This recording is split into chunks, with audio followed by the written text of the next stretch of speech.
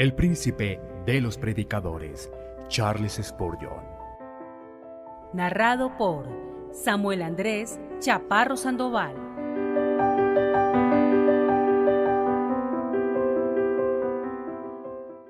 Cargado por 4. Sermón predicado la mañana del domingo 19 de marzo de 1871 por Charles Haddon Spurgeon en el Tabernáculo Metropolitano, Newington, Londres. Mas él se apartaba a lugares desiertos y oraba.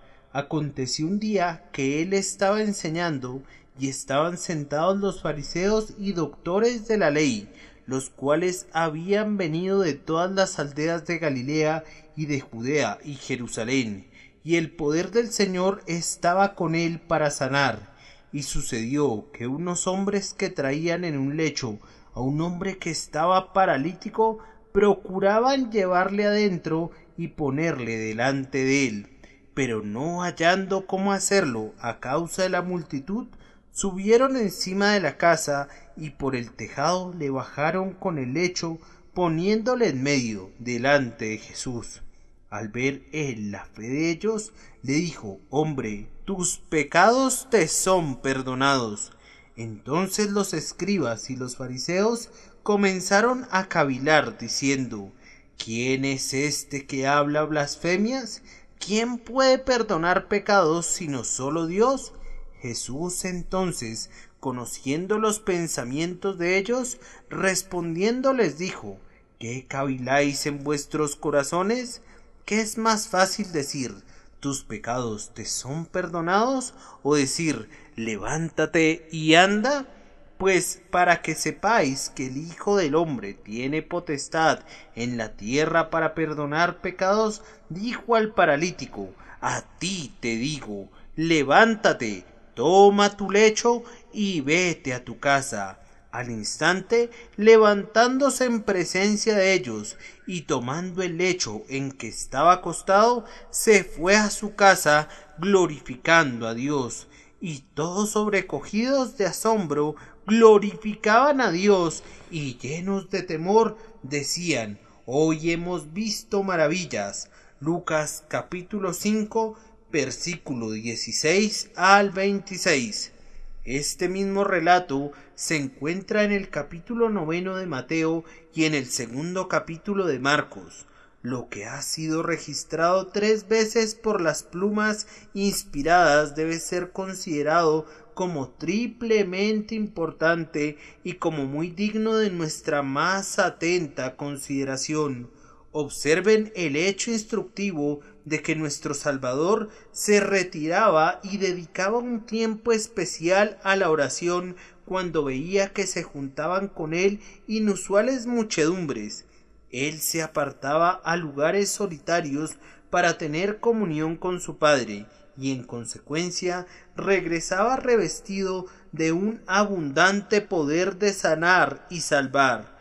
No se trataba de que en sí mismo, como Dios, no poseyera siempre ese poder sin medida, sino que lo hacía por nosotros para que aprendamos que el poder de Dios solo descansará en nosotros en la medida en que nos acerquemos a Dios. El descuido de la oración privada es la langosta que devora el poder de la Iglesia.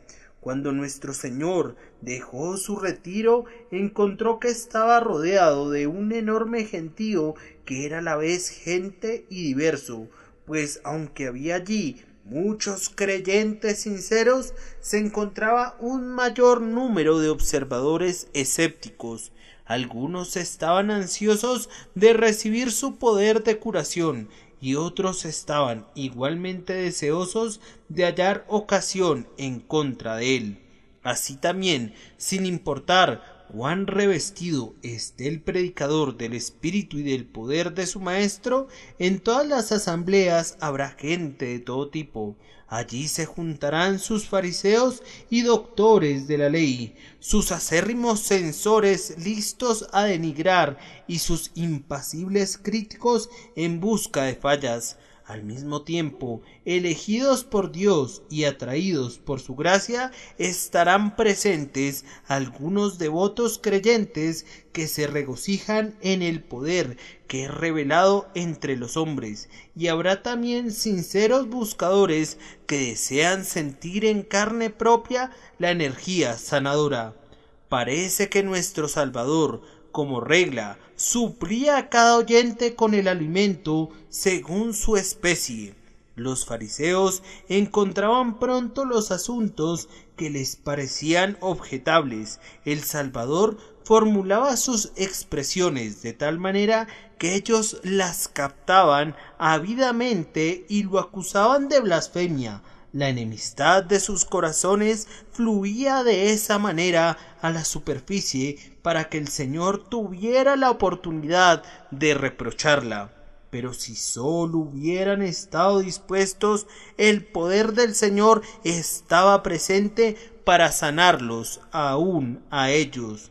Por lo pronto, esos pobres seres trémulos que rogaban pidiendo la curación no se vieron decepcionados. El buen médico no pasó por alto ningún caso, y al mismo tiempo sus discípulos, que buscaban las oportunidades para elogiarlo de nuevo, quedaron plenamente gratificados, pues con ojos dichosos vieron al paralítico restaurado y oyeron que sus pecados le fueron perdonados. El caso que el relato pone ante nosotros es el de un hombre atacado de parálisis. Esta triste enfermedad pudo haberse prolongado durante mucho tiempo. Hay una parálisis que mata gradualmente el cuerpo, reduciéndolo cada vez más a una completa impotencia.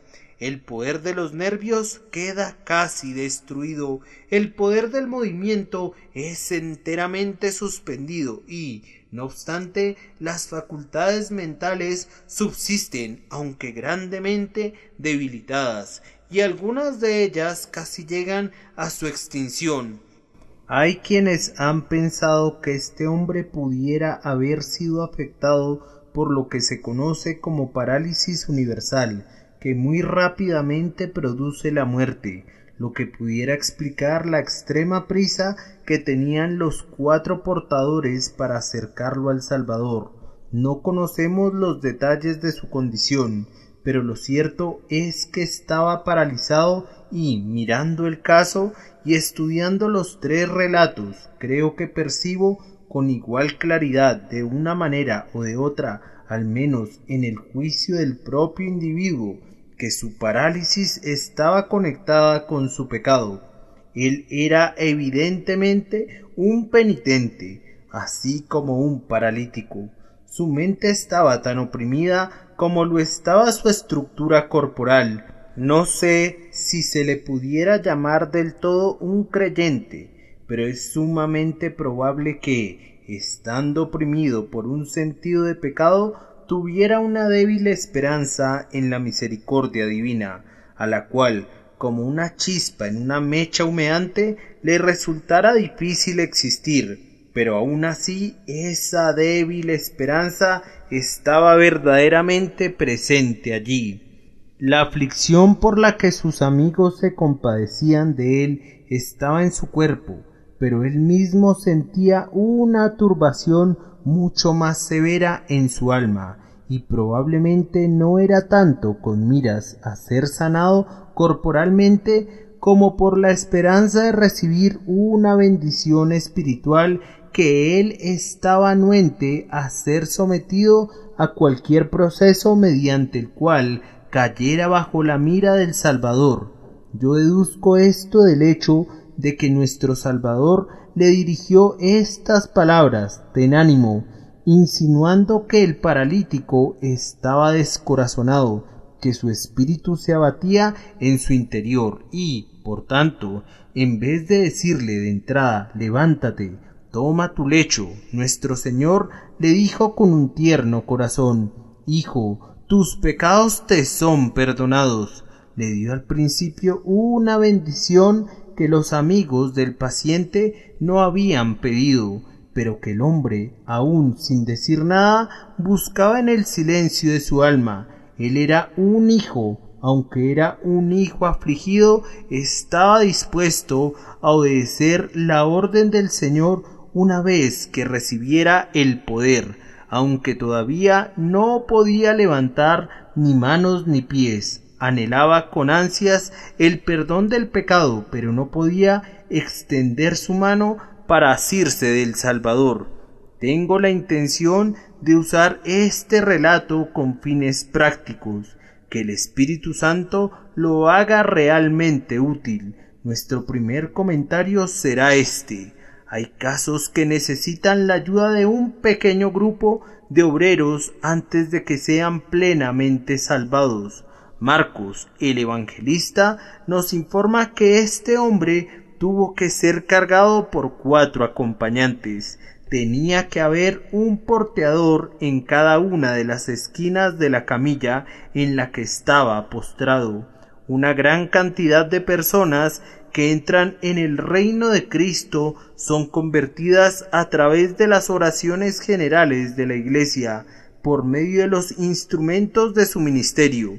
Probablemente 3 de cada 4 miembros de cualquier iglesia deben su conversión a la enseñanza regular de la iglesia de alguna forma u otra. Su escuela, su púlpito y su prensa han sido las redes en las que han sido atrapados. Por supuesto que la oración privada personal ha sido mezclada con todo eso en muchos casos, pero todavía la mayoría de los casos no podrían ser rastreados como para ser atribuidos principalmente a las oraciones o a los esfuerzos individuales.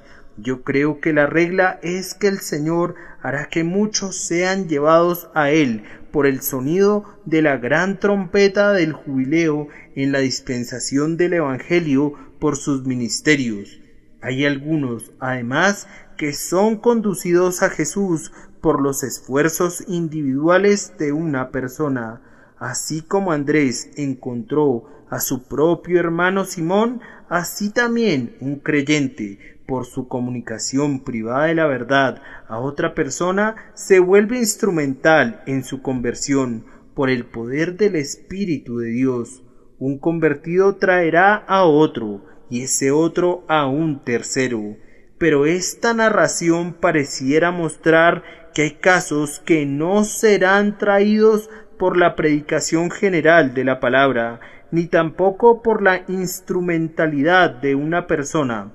Esos casos requieren que haya 2 o 3 o 4 personas que trabajan en santa combinación, quienes, de común acuerdo, sintiendo una común agonía de alma, resolverán unirse como un grupo para este único objetivo, y no abandonarán nunca su santa confederación hasta que este objetivo sea alcanzado y su amigo sea salvado. Este hombre no podía ser llevado a Cristo por una sola persona, debía tener a 4 que aplicaran su fuerza para transportarlo, o no podría llegar al lugar de su restauración. Apliquemos el principio. Por allá está un padre de familia que todavía no es salvo. Su esposa ha orado por él durante mucho tiempo, pero sus oraciones no han recibido respuesta todavía. Buena esposa, Dios te ha bendecido con un hijo que se regocija contigo en el temor de Dios. ¿Acaso no tienes también 2 hijas cristianas? Oh, ustedes son 4. Tome entonces cada uno de ustedes una esquina de la camilla de este enfermo, y lleven al esposo, lleven al padre, al Salvador. Un esposo y una esposa están aquí, y ambos han venido felizmente a Cristo. Ustedes están orando por sus hijos. Nunca dejen esa suplicación. Continúen orando. Tal vez algún amado miembro de su familia sea inusualmente terco. Se necesita una ayuda adicional. Bien, el maestro de la escuela dominical será para ustedes un tercer integrante del grupo. Él tomará una esquina de la camilla y yo sería muy feliz si pudiera unirme para ser el cuarto integrante y formar un bendito cuarteto. Tal vez cuando la disciplina hogareña, la enseñanza de la escuela y la predicación del ministro vayan juntas, el Señor mirará con amor desde lo alto y salvará a su hijo. Amado hermano, ¿estás pensando en alguien por quien has orado largamente? También le has hablado y has usado todos los medios apropiados, pero todavía no han surtido efecto. Tal vez tu plática sea demasiado consoladora. Pudiera ser que no le has presentado esa precisa verdad que su conciencia requiere para que toque las fibras de su ser. Busca aún más ayuda.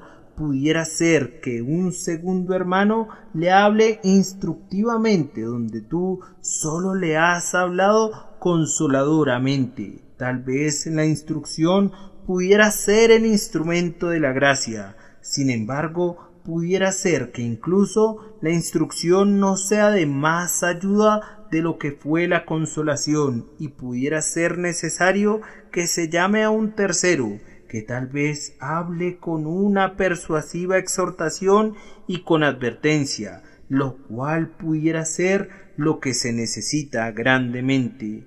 Los dos que ya están en el campo pueden equilibrar su exhortación, que por sí sola podría haber sido demasiado mordaz y podría haber generado un prejuicio en la mente de la persona, si sólo hubiera existido la exhortación. Los tres juntos comprueban ser los instrumentos apropiados en la mano del Señor. Con todo, después que ustedes tres se combinaran felizmente, pudiera ser que el pobre paralítico no sea todavía afectado salvadoramente. Pudiera necesitarse un cuarto integrante, quien, con un afecto más profundo que el de ustedes tres juntos y tal vez con una experiencia más apropiada para el caso que la de ustedes, intervenga y obrando conjuntamente con ustedes, el resultado se vea garantizado. Los cuatro colaboradores conjuntamente pueden lograr por el poder del Espíritu Santo lo que ni uno, ni dos, ni tres eran competentes de realizar. Pudiera suceder a veces que un hombre ha oído a Pablo predicar, pero su clara doctrina, aunque ha iluminado su intelecto, no ha convencido todavía su conciencia. Ha oído a Apolos, y el brillo de los elocuentes ruegos del orador ha encendido su corazón, pero no ha humillado su altivez. Más tarde todavía ha oído a Cefas, cuyas burdas frases cortantes lo han talado y lo han convencido de pecado, pero antes de que pueda encontrar gozo y paz en la fe, tendrá que oír las dulces palabras afectuosas de Juan. Sólo cuando el cuarto integrante sujete el lecho y lo impulse con fuerza hacia arriba, el paralítico será colocado en la senda de la misericordia. Yo deseo ansiosamente ver en esta iglesia pequeños grupos de hombres y mujeres que están ligados unos a otros por un celo de amor por las almas. Yo quisiera que se dijeran entre sí: este es un caso por el que sentimos un interés común. Nos comprometeremos a orar por esta persona. Buscaremos unidos su salvación. Pudiera ser que alguna de las personas que han pagado el derecho de ocupar un asiento en esta iglesia después de escuchar mi voz los últimos 10 o 15 años no hayan sido persuadidas. Pudiera ser que otra persona haya dejado la escuela dominical sin ser salva, que los cuartetos fraternales se ocupen de cuidarlas con la ayuda de Dios. Movidos por un impulso, forman un cuadrado en torno a estas personas, los acorralan por delante y por detrás, y no les permiten decir: no hay quien cuide de mi vida, reúnanse en oración con un propósito definido en mente y luego persigan ese objetivo por los caminos más probables. Yo no sé, hermanos míos, cuánta bendición podría venirnos a través de esto, pero estoy seguro de que mientras no lo hayamos intentado, no podemos pronunciar un veredicto al respecto. Tampoco podemos estar muy seguros de estar libres de toda responsabilidad para con las almas de los hombres mientras no hayamos probado cada método probable y posible para hacerles bien. Me temo que aún en una iglesia grande no hay muchos que quieran convertirse en camilleros. Muchos dirán que el plan es admirable, pero dejarán que otros lo implementen. Recuerden que las 4 personas que se unen en tal labor de amor deberían, todas ellas, sentir un intenso afecto por las personas cuya salvación buscan. Han de ser individuos que no se arredrarán ante ninguna dificultad, que invertirán toda su fuerza para transportar la amada carga y perseverarán hasta haber logrado el éxito. Necesitan ser fuertes, pues la carga es pesada. Necesitan ser personas resueltas, pues la obra pondrá su fe a prueba. Necesitan ser seres de oración, pues de otra manera laboran en vano. Tienen que ser creyentes o serán completamente inútiles. Jesús vio su fe y, por tanto, aceptó su servicio, pero sin fe es imposible agradarle. ¿Dónde encontraremos cuartetos como esos? Que el Señor los encuentre y que los envíe a algunos de ustedes, pobres pecadores moribundos que hoy yacen paralizados aquí. Ahora proseguimos a la segunda observación, que algunos casos transportados de esa manera requerirán de mucha reflexión antes de que el designio sea cumplido. El instrumento esencial por medio del cual un alma es salvada es lo suficientemente claro. Los 4 porteadores no se preguntaban entre ellos respecto a cuál era la manera de lograr la curación de ese hombre.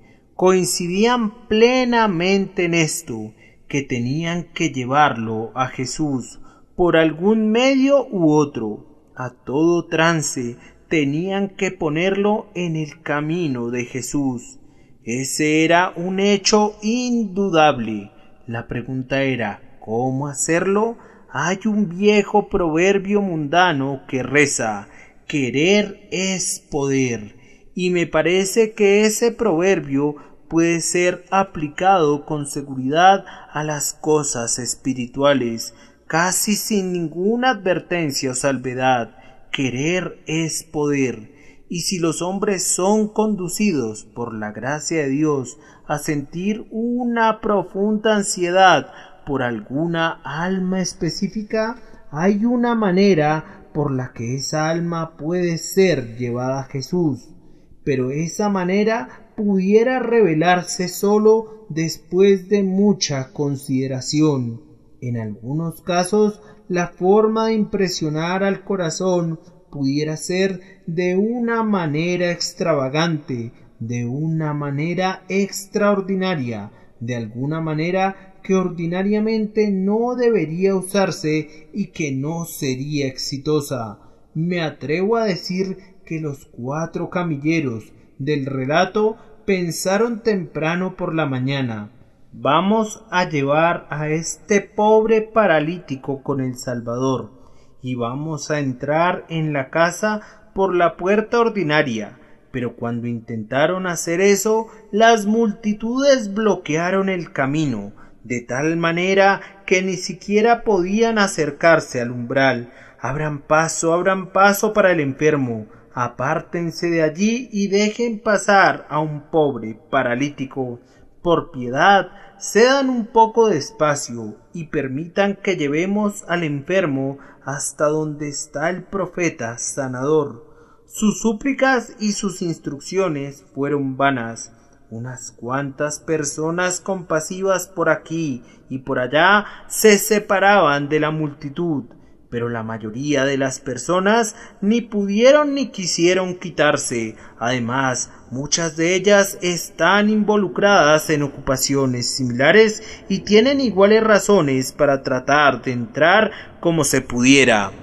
Vean, grita uno de los cuatro, voy a abrir un espacio, y empuja y da 2 codazos y avanza un poco hacia la entrada. Vamos, ustedes 3, les grita, síganme y ábranse paso a la fuerza, pulgada a pulgada, pero ellos no pueden hacerlo. Es imposible, el pobre paciente está a punto de morir de miedo. La camilla es sacudida de un lado a otro por la muchedumbre, como un barquichuelo o como una cáscara de nuez en medio de las olas del mar. La alarma del paciente aumenta, los portadores están turbados y se alegran de regresarse otra vez para considerar el caso. Evidentemente es completamente imposible introducirlo por los medios ordinarios.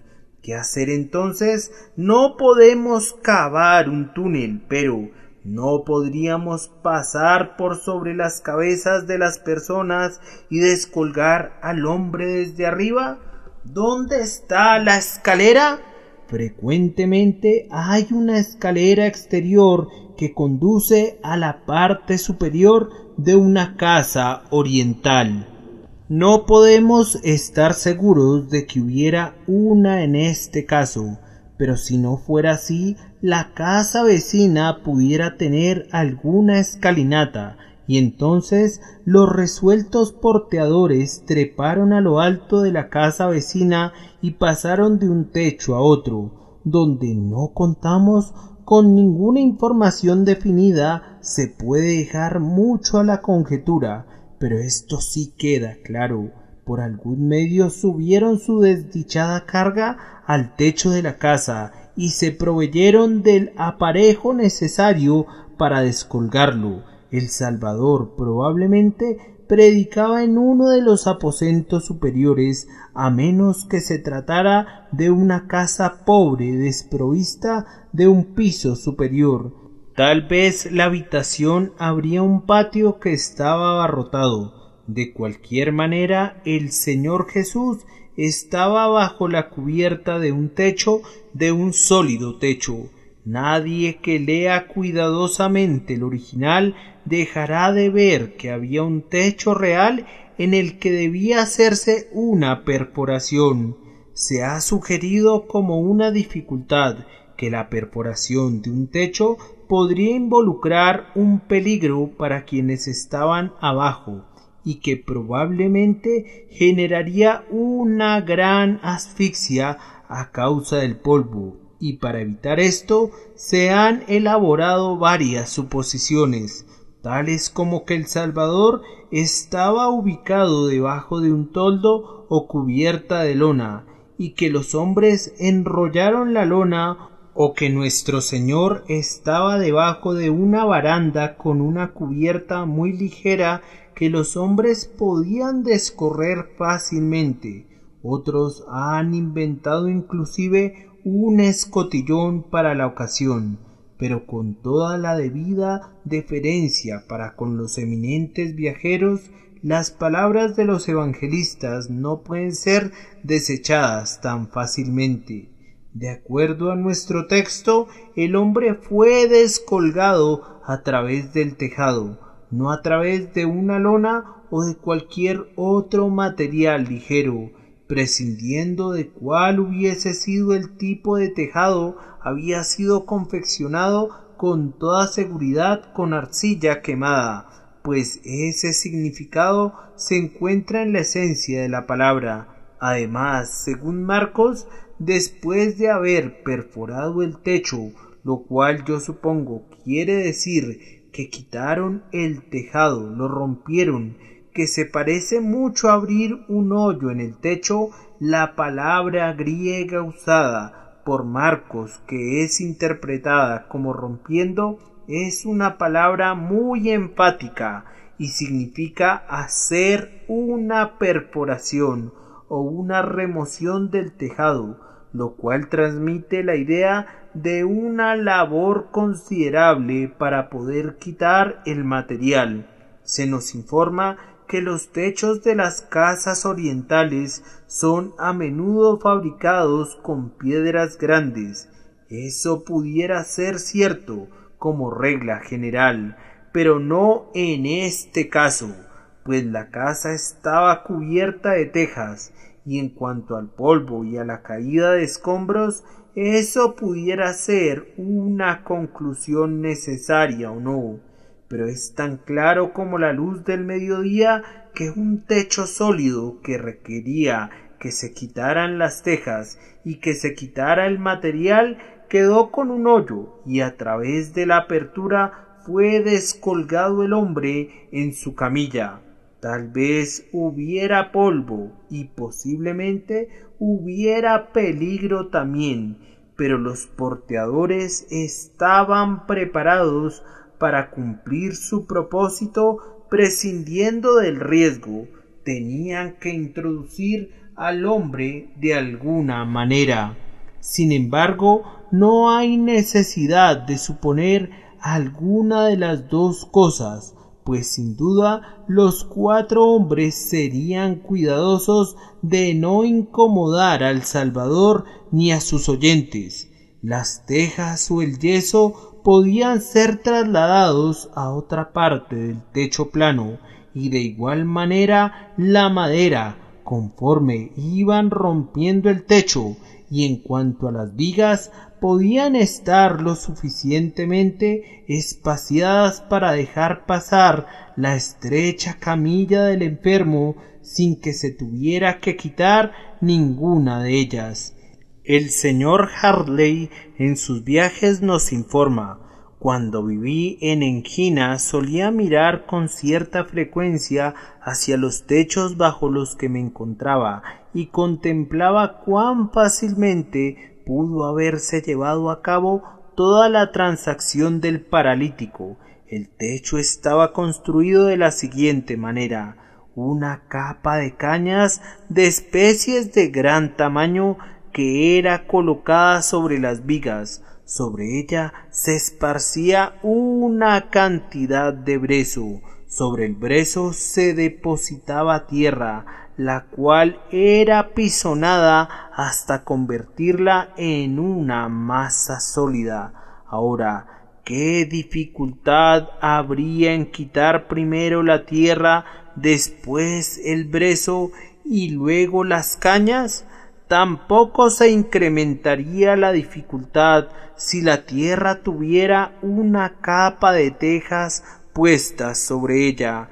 Ninguna inconveniencia sobrevendría para las personas que estaban dentro de la casa por quitar las tejas y la tierra, pues el brezo y las cañas detendrían cualquier cosa que pudiera caer al suelo de alguna manera, y eso sería quitado después de todo lo demás. Descolgar a un hombre a través del techo era un mecanismo sumamente extraño e impactante, pero contribuye al comentario que tenemos que hacer ahora. Si queremos que nuestras almas sean salvadas, no debemos ser demasiado escrupulosos ni delicados respecto a los convencionalismos, reglas y cosas apropiadas, pues el reino de los cielos sufre violencia. Tenemos que decidirnos a esto. Todo lo que se interponga entre el alma y su Dios tiene que ser destrozado a golpes o porrazos. No importa qué tejas tengan que ser quitadas, que yeso deba ser perforado o que tablas hayan de ser quebradas, o en qué labor, o en qué tribulación, o en qué gasto tenemos que incurrir. El alma es demasiado preciosa para nosotros para que nos paremos a hacer preguntas corteses. Nuestra política es hacerlo si en alguna manera podamos hacer salvos algunos de ellos. Piel por piel, sí, todo lo que tenemos no es nada en comparación con el alma de un hombre. Cuando 4 corazones verdaderos tienen puesta la mira en el bien espiritual de un pecador, su hambre santa abrirá boquetes en las paredes de piedra o en los techos de las casas. No tengo ninguna duda de que era una difícil tarea subir al paralítico, perforar el techo y quitar las tejas con sumo cuidado. Tiene que haber sido una tarea laboriosa y tiene que haber requerido mucha habilidad, pero con todo la obra fue realizada y el objetivo fue logrado. No debemos detenernos nunca ante las dificultades, sin importar cuán dura sea la tarea. Tiene que ser siempre más difícil para nosotros dejar que un alma perezca que trabajar en pro de su liberación de la forma más abnegada. Los porteadores realizaron una acción muy singular. ¿Quién hubiera pensado en perforar un techo? Nadie sino aquellos que amaban mucho y que mucho deseaban beneficiar al enfermo. Oh, que Dios hiciera que intentemos cosas singulares en pro de la salvación de las almas. Esperemos que brote una santa inventiva en la Iglesia, una sagrada creatividad puesta al servicio de ganar los corazones de los hombres.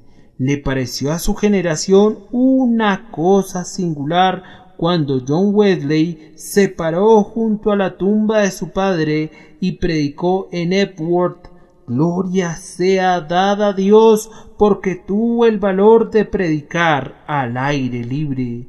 Pareció algo extraordinario cuando ciertos ministros predicaban sermones en los teatros, pero es un feliz asunto que los pecadores sean alcanzados por tales irregularidades que bien pudieran haber escapado de todos los demás instrumentos utilizados. Hemos de sentir nuestros corazones llenos de celo por Dios y de amor por las almas, y pronto seremos conducidos a adoptar algunos medios que otros pudieran criticar, pero que Jesucristo aceptará. Después de todo, el método que los 4 amigos siguieron resultó ser sumamente apropiado a sus habilidades. Yo supongo que eran 4 individuos muy fuertes para quienes la carga no representaba un gran peso, y la labor de excavación fue para ellos relativamente fácil. El método se adaptaba exactamente a sus capacidades. ¿Y qué hicieron cuando descolgaron al hombre? ¿Contemplaron la escena y admirarla? Yo no leo que dijeran una sola palabra, y con todo lo que hicieron bastó. Las habilidades de aquellos hombres para izar y cargar realizaron la obra necesaria. Algunos de ustedes dicen: nosotros no podemos ser de ninguna utilidad, desearíamos poder predicar. Aquellos hombres no podían predicar, pero no necesitaron predicar. Ellos descolgaron al paralítico y con eso su obra fue consumada. Ellos no podían predicar, pero podían sostener una cuerda. Necesitamos en la Iglesia cristiana no solamente predicadores, sino ganadores de almas que pueden cargar con las almas en sus corazones y sentir la solemne carga. Hombres que, pudiera ser, no pueden hablar, pero pueden llorar. hombres que no pueden quebrantar con su lenguaje los corazones de otros hombres, pero que con su compasión rompen sus propios corazones. En el caso que estemos considerando, no hubo ninguna necesidad de suplicarle a Jesús: Jesús, hijo de David, mira arriba, pues un hombre está siendo descolgado y te necesita. No hubo ninguna necesidad de argumentar que el paciente había estado enfermo durante muchos años. No sabemos si el propio hombre dijera una sola palabra. Indefenso y paralizado, no tenía el vigor de convertirse en un suplicante. Ellos colocaron su cuerpo casi inerte ante la mirada del Salvador, y ese fue un recurso que bastó. Su triste condición fue más elocuente que las palabras. Oh corazones que aman a los pecadores, pongan su condición perdida delante de Jesús. Lleven sus casos tal como están delante del Salvador. Si sus lenguas tartamudean, sus corazones prevalecerán. Si ustedes ni siquiera pudieran hablarle al propio Cristo, ¿cómo desearían, porque no tienen el don de la oración? Con todo, si sus fuertes deseos brotaran del espíritu de oración, no podrían fallar. Que Dios nos ayude a utilizar los medios que estén a nuestro alcance y que no nos sentemos ociosamente para lamentar la carencia de los poderes que no poseemos. Tal vez sería peligroso que poseyéramos las habilidades que ambicionamos. Es siempre seguro consagrar las que tenemos. Ahora debemos llegar a una importante verdad. Podemos deducir con seguridad del relato que la raíz de la parálisis espiritual yace generalmente en el pecado que no ha sido perdonado. Jesús tenía la intención de sanar al paralítico, pero lo hizo diciendo ante todo: tus pecados te son perdonados. En esta casa de oración hay algunos esta mañana que están paralizados espiritualmente. Tienen ojos y ven el Evangelio, tienen oídos y lo han oído, e incluso lo han oído atentamente, pero están tan paralizados que les dirán, y lo dirán honestamente, que no pueden aferrarse a la promesa de Dios, que no pueden creer en Jesús para la salvación de sus almas.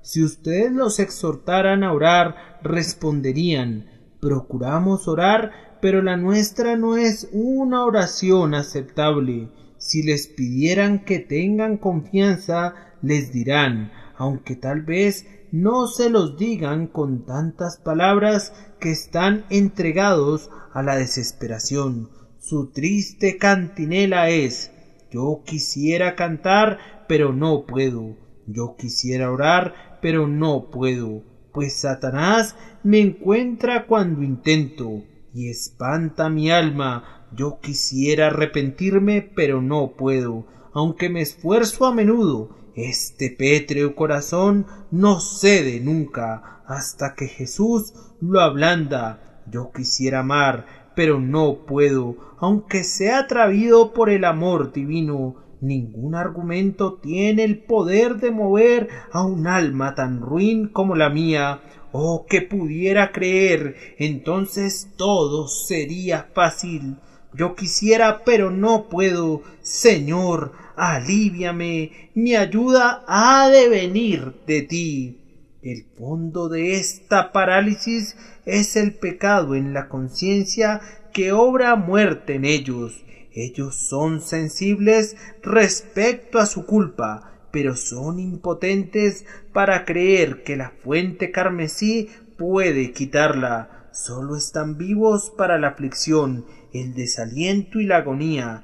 El pecado los paraliza con la desesperación. Les garantizo que en esta desesperación se encuentra contenido en gran manera el elemento de la incredulidad, que es pecaminoso, pero yo espero que también esté contenida allí una sincera medida de arrepentimiento que acarrea consigo la esperanza de algo mejor.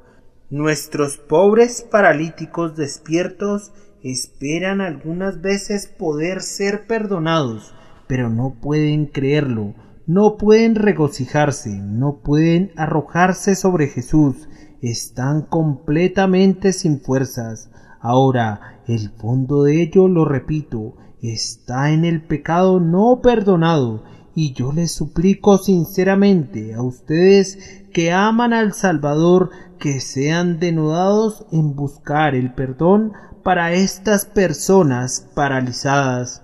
Ustedes me dicen que yo debo ser denudado, en efecto he de serlo, y en efecto deseo serlo, pero hermanos, sus casos parecieran estar más allá de la esfera de acción del ministro. El Espíritu Santo determina usar otras agencias en su salvación. Han oído la palabra predicada públicamente. Ahora necesitan una consolación y una ayuda privadas que provengan de 3 o 4 personas. Preséntenos su ayuda, ustedes hermanos denodados. Formen sus grupos de 4, agarren los colchones de estas personas que desean ser salvadas, pero que sienten que no pueden creer que el Señor, el Espíritu Santo, los convierta a ustedes en los instrumentos de conducirlos al perdón y a la eterna salvación. Han estado postrados en espera durante mucho tiempo. Sin embargo, su pecado los mantiene todavía donde están. Su culpa les impide aferrarse a Cristo. Allí está el punto, y es para tales casos que yo invoco sinceramente la ayuda de mis hermanos. Procedamos a notar, en cuarto lugar, que Jesús puede quitar tanto el pecado como la parálisis en un solo instante. La ocupación de los 4 porteadores era llevar al hombre a Cristo, pero ahí terminaba su poder. Nuestra parte es llevar al pecador culpable al Salvador. Allí termina nuestro poder. Gracias a Dios porque Cristo comienza cuando nosotros terminamos, y Él obra muy gloriosamente. Observen que Él comenzó diciendo: tus pecados te son perdonados. Puso el hacha a la raíz. No deseaba que los pecados del hombre fueran perdonados, ni expresaba un buen deseo en ese sentido, sino que pronunció una absolución en virtud de esa autoridad de la que estaba revestido como el Salvador. Los pecados de aquel hombre allí, en ese instante, cesaron de existir, y él fue justificado a los ojos de Dios. Querido oyente, ¿crees tú que Cristo hizo eso por el paralítico? Entonces yo te exhorto a que creas en algo más, es decir, que si en la tierra Cristo tenía poder para perdonar los pecados antes de haber ofrecido una expiación, mucho mayor poder tiene para hacer eso ahora que ha derramado su sangre y ha dicho: consumado es, y ha entrado en su gloria y está a la diestra del Padre. Él es exaltado en lo alto para dar arrepentimiento y remisión de pecado. Si Él enviara su Espíritu a tu alma para revelarse en ti, tú serías absuelto enteramente en un instante. ¿Te ha ennegrecido la blasfemia? ¿Acaso te mancha una larga vida de infidelidad? ¿Has sido licencioso? ¿Has sido abominable perverso? Una palabra puede absolverte, una palabra salida de esos amados labios que dijeron: Padre, perdónalos porque no saben lo que hacen. Yo te exhorto a que pidas esa palabra absolutoria. Ningún sacerdote terrenal puede dártela, pero el grandioso sumo sacerdote, el Señor Jesús, puede decirla de inmediato. ustedes grupos de 2 y de 4 personas que tienen en la mira la salvación de los hombres, aquí hay un estímulo para ustedes. Oren por ellos ahora, mientras el Evangelio está siendo predicado a sus oídos. Oren por ellos día y noche y pongan las buenas noticias constantemente delante de ellos, pues Jesús es todavía capaz de salvar perpetuamente a los que por él se acercan a Dios. Después de que nuestro Señor hubo suprimido la raíz del mal, observen que luego quitó la propia parálisis que desapareció al instante. Cada miembro del cuerpo del hombre fue restablecido a una condición saludable. No pudo ponerse de pie, pudo caminar, pudo alzar su lecho, y tanto los nervios como los músculos cobraron un inusitado vigor. Un momento basta, si Jesús habla, para hacer feliz al que desespera y para llenar de confianza al incrédulo. Lo que no podemos hacer nosotros con nuestros razonamientos y súplicas, y ni siquiera con la letra de la promesa de Dios, Cristo puede hacerlo en un solo instante por medio de su Santo Espíritu, y ha sido nuestra dicha verlo realizado.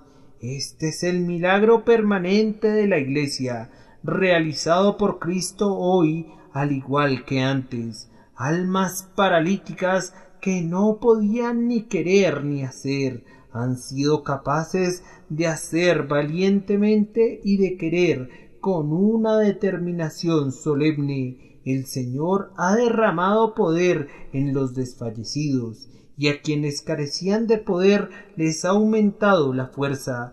Él puede hacerlo todavía, lo repito, para los espíritus amorosos que están buscando el bien de otros, en espera de que esto los anime. Tal vez no tengan que esperar largo tiempo para que ocurran las conversaciones que están buscando. Pudiera ser que antes de que termine otro domingo, la persona por la que oran sea llevada a Jesús, o si tuvieran que esperar un poco, la espera le recompensará con creces. Y mientras tanto, recuerden que nunca hablo en secreto. En un lugar oscuro de la tierra, no dijo a la descendencia de Jacob: en vano me buscáis. Proseguimos y nos acercamos a una conclusión. Doquiera que nuestro Señor realiza el doble milagro, será visible. Él perdonó los pecados del hombre y al mismo tiempo quitó su enfermedad. ¿Cómo fue evidente esto? Yo no tengo ninguna duda de que el perdón del pecado del hombre fue mejor sabido por él mismo, pero posiblemente aquellos que vieron ese rostro resplandeciente que había estado antes tan triste pudieran haber notado que la palabra de absolución fue absorbida en su alma como se absorbe la lluvia en la tierra sedienta. Tus pecados te son perdonados, es la frase que cayó sobre él como un rocío del cielo. El varón creyó en la sagrada declaración y sus ojos brillaron. Casi hubiera podido sentir indiferencia respecto a si permanecía paralizado o no, pues era tanto el gozo de ser perdonado por el propio Señor. Eso era suficiente, era más que suficiente para él, pero no era suficiente para el Salvador. Por eso le ordenó que tomara su camilla y que caminara, pues le había dado la fuerza para hacerlo. La curación del hombre quedó demostrada por su obediencia. Para todos los espectadores, una activa obediencia se convirtió abiertamente en una prueba indisputable de la restauración del pobre varón. Noten que nuestro Señor le ordenó que se levantara, y él se levantó. el hombre no tenía ningún poder para hacerlo excepto ese poder que acompañaba a las instrucciones divinas. Se levantó porque Cristo le dijo: levántate. Luego él dobló esa miserable colchoneta. La palabra usada nos muestra que era una cosa muy pobre, insignificante y miserable, y la enrolló tal como el Salvador se lo había ordenado. La puso sobre su hombro y se marchó a casa. Su primer impulso debe de haber sido arrojarse a los pies del Salvador y decirle: bendito sea tu nombre. Pero el maestro le dijo: vete a tu casa, y yo no encuentro que se haya quedado para rendirle una agradecida pleitesía, sino que abriéndose paso con los codos por entre la multitud, con su carga en la espalda, procedió a irse a su casa tal como le fue dicho, y lo hizo sin discusión o cuestionamiento. Cumplió la orden de su señor y lo hizo con mucha alegría. Oh, cuán alegremente lo hizo. Nadie podría saberlo, salvo quienes han sido restaurados de igual manera. Así que la obediencia es la verdadera señal del pecado perdonado y de la parálisis erradicada del corazón. Si tú has sido realmente salvado, harás lo que Jesús te ordene. Tu petición será: Señor, ¿qué quieres que yo haga? Y una vez confirmado, lo harás con toda seguridad. Tú me dices que Cristo te ha perdonado, y no obstante vives en rebelión en contra de sus mandamientos. ¿Cómo podría creerte? Tú dices que eres un hombre salvo, y con todo eriges intencionalmente tu propia voluntad en contra de la voluntad de Cristo. Entonces, ¿qué evidencia me das de lo que dices? ¿Acaso no tengo más bien una clara evidencia de que no dices la verdad? La obediencia a Cristo, que es abierta, cuidadosa, pronta y alegre, se convierte en la prueba de la maravillosa obra que Jesús obra en el alma. Por último, todo esto tiende a glorificar a Dios.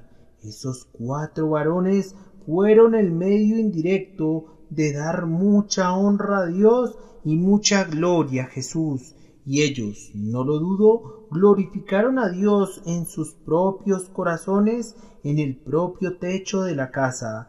Dichosos hombres por haber sido de tanto servicio para el amigo que se había visto obligado a guardar cama. ¿Quién más se unió en la glorificación a Dios? Pues bien, primero el propio hombre que fue restaurado. ¿Acaso no glorificó a Dios cada uno de los miembros de su cuerpo? Me parece que lo veo. Pone un pie en el suelo para la gloria de Dios, apoya luego el otro para dar la misma nota, camina para la gloria de Dios, carga con su lecho para la gloria de Dios, mueve todo su cuerpo para la gloria de Dios, habla, grita, canta y salta para la gloria de Dios.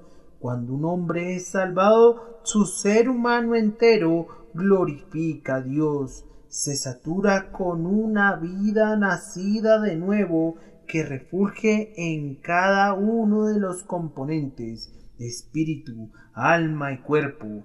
Como un heredero del cielo, él aporta gloria al grandioso Padre que lo ha adoptado en la familia y respira y come y bebe para alabanza de Dios.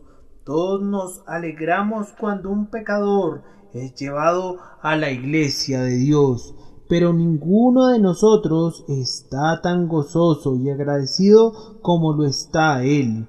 Todos quisiéramos alabar a Dios, pero él siente que debe alabarlo más notoriamente y lo hará. A continuación, ¿quién más glorificó a Dios? El texto no lo dice, pero nos sentimos seguros de que su familia lo hizo, pues se fue a su propia casa.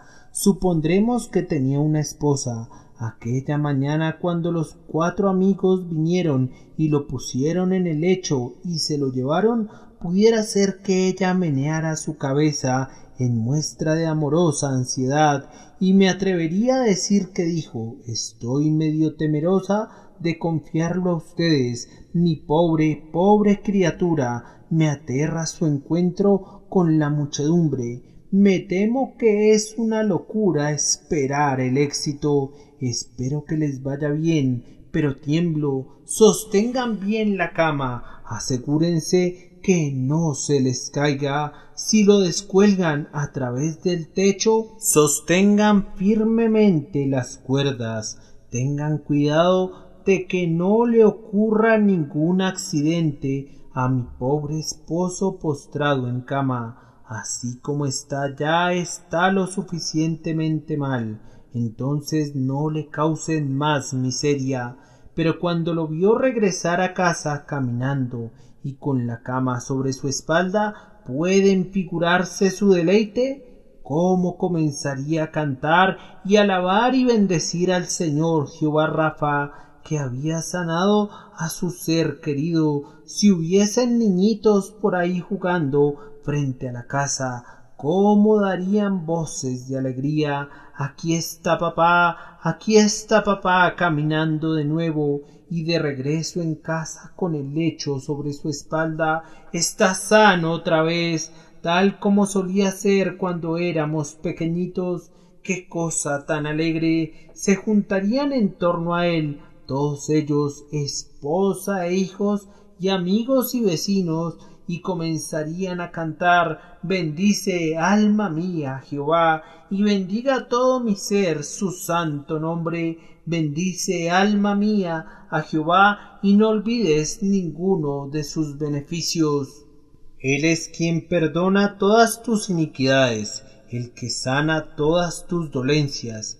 ¿Cómo cantaría el hombre esos versículos, regocijándose primero en el perdón y después en la curación, y preguntándose cómo es que David sabía tanto al respecto y cómo había expresado su caso con palabras tan apropiadas? Bien, pero no termino allí. Una esposa y una familia forman sólo una parte del jubiloso coro de alabanza, aunque una parte muy melodiosa.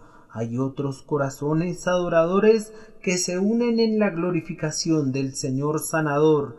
Los discípulos que rodeaban al Salvador también glorificaban a Dios, se regocijaron y se decían unos a otros: hoy hemos visto maravillas. La iglesia cristiana se llena de sagrada alabanza. Cuando un pecador es salvado, aun el propio cielo se alegra. Pero incluso la gente común que andaba por ahí glorificó a Dios. Esa gente no había entrado todavía en esa sintonía con Cristo que los discípulos sentían, pero fue impactada por la visión de ese gran portento, y ellos también no podían evitar decir que Dios había obrado grandes maravillas. Yo oro pidiendo que los espectadores, los extranjeros de la mancomunidad de Israel, cuando vean que los desalentados son consolados y que los perdidos son recuperados, se sientan compelidos a dar su testimonio del poder de la gracia divina y sean conducidos ellos también a ser partícipes de eso. Cuando un alma paralizada se llena de agraciada fortaleza, canta: gloria a Dios en las alturas y en la tierra paz, buena voluntad para con los hombres. Ahora va a ser necesario que me ponga de pie aquí y suplique a los 4 individuos que carguen a las pobres almas para llevarlas a Cristo. Tendré que apelar a mis hermanos que aman a su Señor y decir que se junten para ganar almas. Su humanidad para con el alma paralítica lo reclama, pero su deseo de dar gloria a Dios lo exige. Si ustedes fueran en verdad lo que profesan ser, glorificar a Dios debería ser el más caro deseo y la ambición más excelsa de sus almas. A menos que sean traidores a mi Señor e inhumanos para con sus semejantes, ustedes captarán el pensamiento práctico que me he esforzado por presentar ante ustedes y buscarán a algunos compañeros cristianos y les dirán: vamos, oremos juntos por tal y tal persona, y si saben de algún caso desesperado, formarán un sagrado cuarteto para trabajar por su salvación. Que el poder del Altísimo habita en ustedes, y quién sabe qué gloria podría recibir el Señor a través de ustedes. Nunca olviden esta extraña historia del lecho que transportaba al hombre y del hombre que cargaba con su lecho. Porción de la escritura leída antes del sermón, Lucas capítulo 5, versículo 1 al 26.